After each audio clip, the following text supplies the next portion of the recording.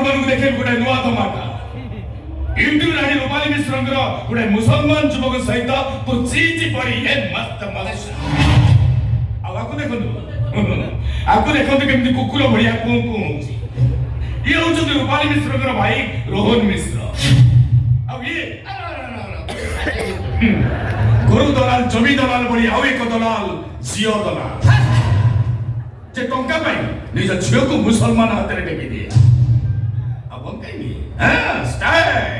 Dance ଅଛୁ ତୁମେ ସ୍ୱାମୀ ନା ଶତ୍ରୁ? ସ୍ୱାମୀ ଆରେ ମୁଁ ତମର କେତେବେଳେ ସ୍ୱାମୀ ଥିଲି ଯେ ସ୍ୱାମୀ ଅଛି। ତମେ ତ ଦିନ ରାତି ମେକଅପ୍ ପାଇଁ ଫ୍ରେଣ୍ଡ ମାନଙ୍କ ସହିତ ବ୍ୟସ୍ତ ରହୁଛ।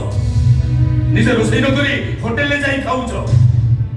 ବିଚାରି ମୋ ଭଉଣୀଟା ଆମ ବାପାକୁ ରୋଷେଇ କରି ଖାଇବାକୁ ପଡୁଛି।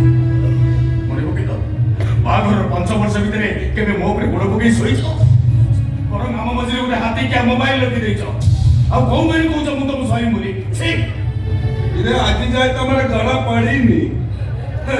ତମ ସ୍ତ୍ରୀ ନାମକ ମାତ୍ର ନା ଚାମ ଭିତରେ ସ୍ୱାମୀ ସମ୍ପର୍କ ନା ଚାମ ଭିତରେ ଭଲ ପାଇବା। ତୁମେ ସେମିତି କୁହନି। ମଝିରେ